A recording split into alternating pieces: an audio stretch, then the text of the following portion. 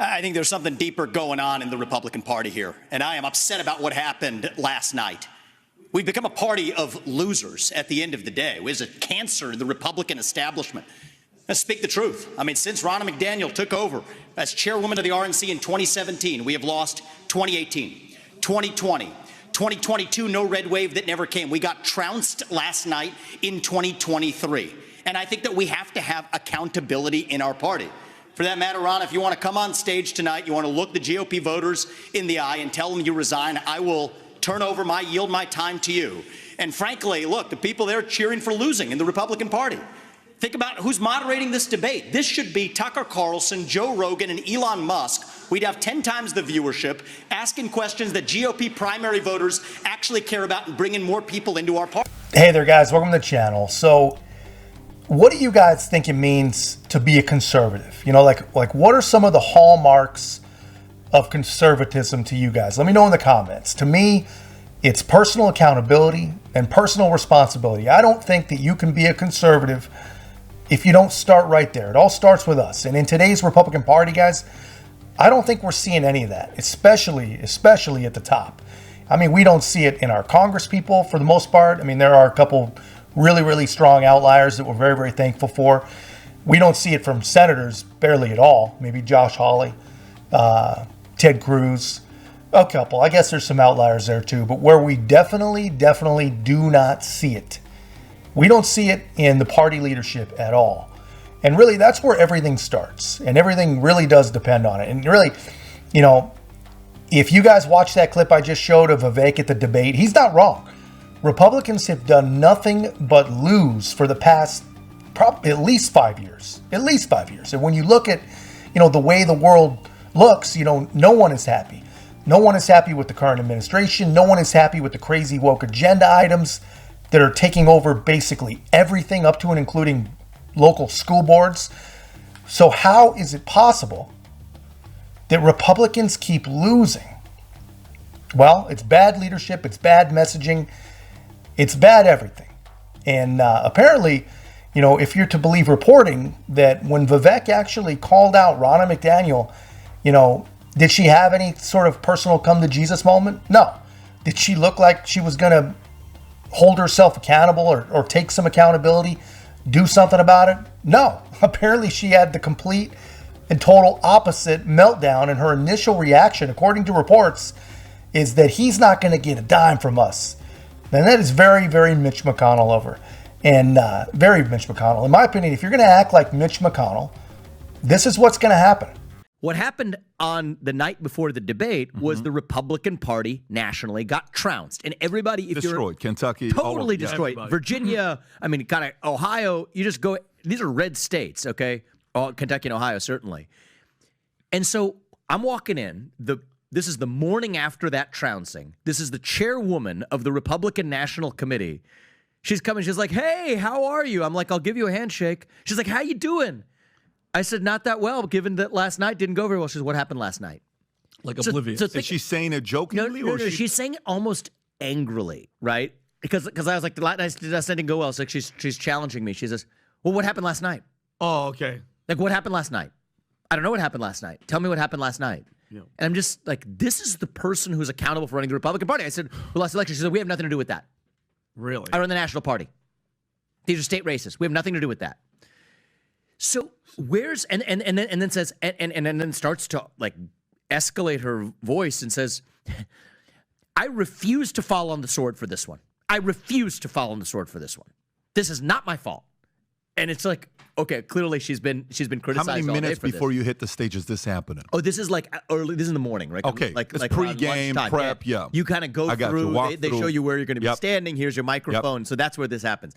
So it's not like I surprised her on the stage. Got it. All right. She knew where I'm at on this. She had already had a long morning with this topic. Oh, of course, and should. I mean, 2018, loss. 2020, loss. 2022, no red wave. 2023, trouncing. Total drubbing for the Republican Party.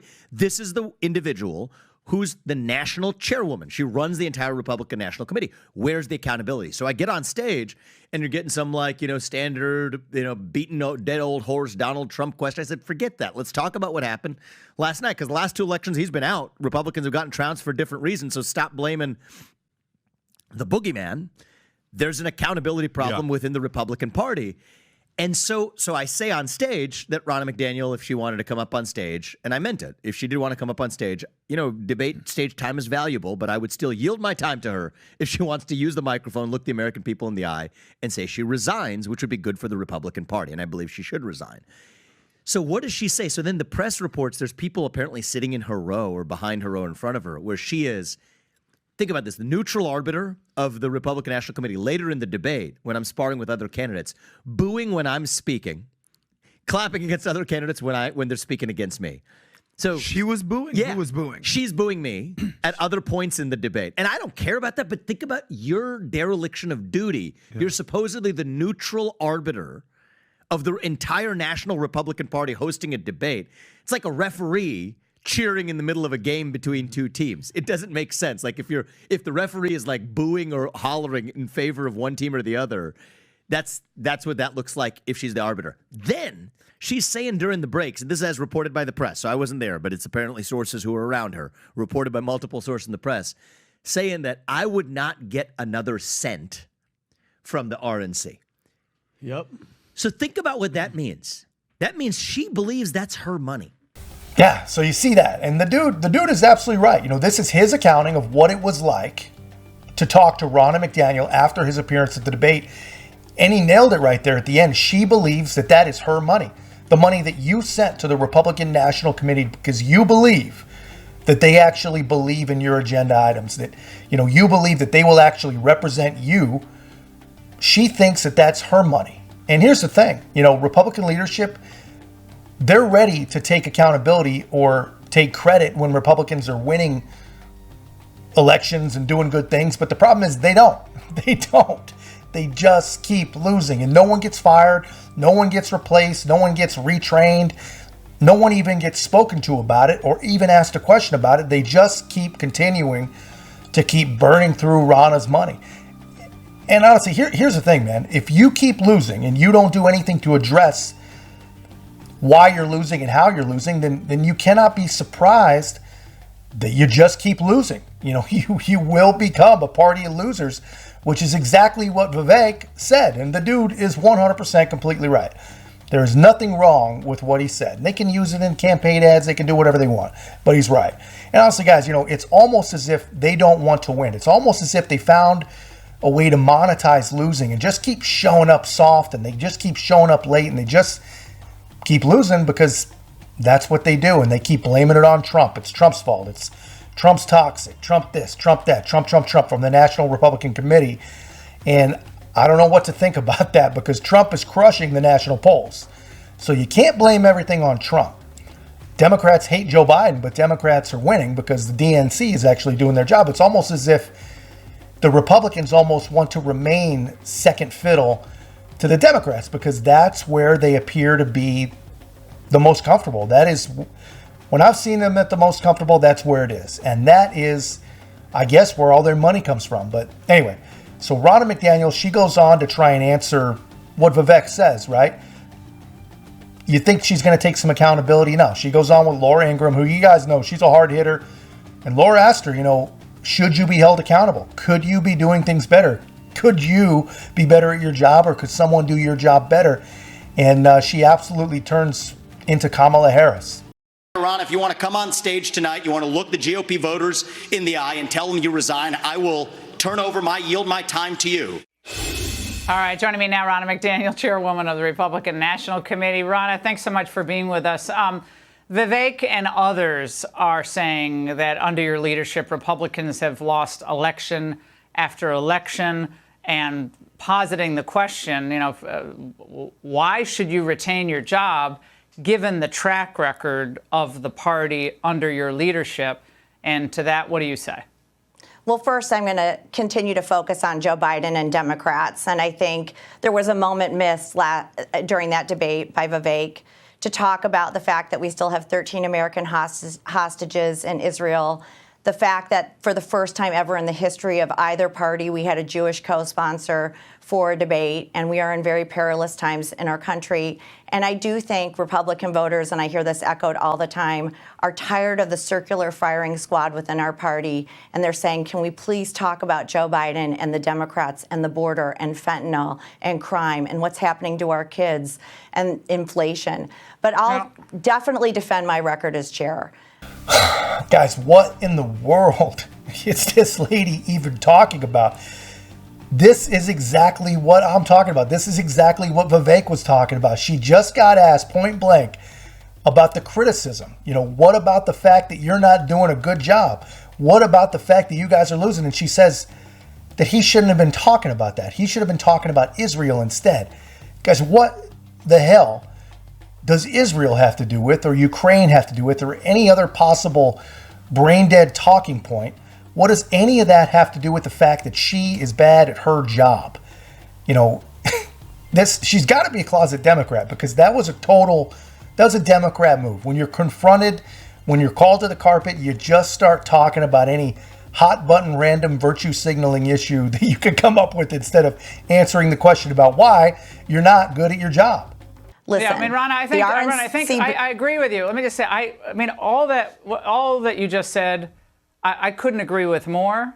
But and you're right. I mean, obviously that should be a key focus. But I know you believe in accountability. You talk about it all the time. I mean, everyone. I mean, I'm accountable. You're right. Some accountability. Okay, that's what I asked you, and you went into another I was going to go there. Sorry, I took too long on the answer, but I was getting there. I'm not trying to avoid anything. Let me promise you that, Laura.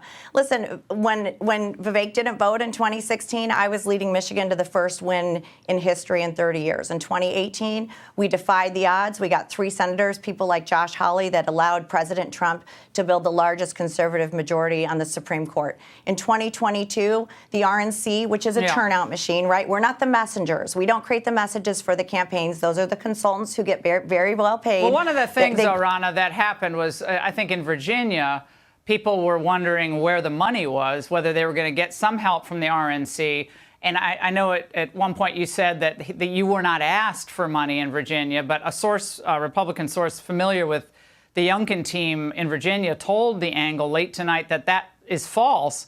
And meaning your story keeps changing. Anyone who thinks Virginia Republicans wouldn't want to help when we knew we'd be outspent isn't being serious. Ronna, they were outspent by $8 million. Glenn Youngkin did a phenomenal job, and he raised a lot of money. A lot of people don't understand fundraising. I can't raise state dollars. I don't get unlimited convention and state dollars. And these were state House and state Senate races. The RNC is a federal committee. So, I mean, come on. Can you just, these are people who come after me all the time. They're on Twitter. They're all the time. And let's see their results. What did they do in Virginia? How much money did they give? But let me stand by something else. In 2022, we took back the House.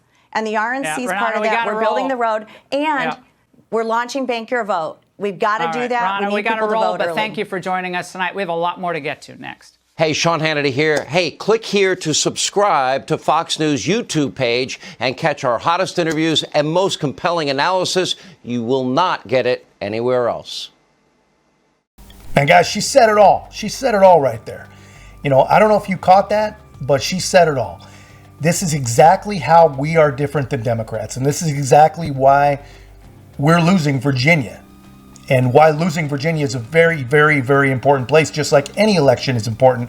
And when she got asked if she was, why she didn't help out in Virginia, well, she basically says it's a small election, it's local, it's not our responsibility. Well, I got news for her, and I got news for every Republican. The Democrats and the DNC, they were all over that election. They were campaigning hard. They were bringing the money. They were spending the money. They were raising the money. They were doing everything they possibly could do to win as many positions of power and control as they possibly could, because they know where the power starts. The power starts local. Gosh, the Republicans really not figured this out yet.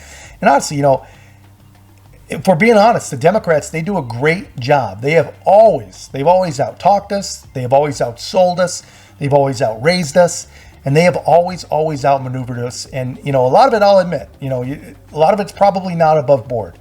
Like a lot of the ballot harvesting in places that don't allow ballot harvesting, and a lot of the get out the vote stuff that is probably not above board. But you know what? all the stuff that really is legal, they do every single bit of that better than the Republicans ever could do as well. And this is why we're losing. And it's because of people just like Ronna McDaniel. And honestly, guys, if we ever want to see a change, if we ever want to see this party or this country in the image that we believe it should have, because I believe this party is the only way that we get our country back, unfortunately. But if we ever want to see that, then we got to get rid of selfish, incompetent careerists like Ronna McDaniel. But anyway, I got a little heated there, guys. I'm sorry. That's just my take. Let me know your take in the comments. And if you haven't already, please help us to continue to grow. Like, comment, subscribe. Most importantly, share the channel. We'll see you in the next one.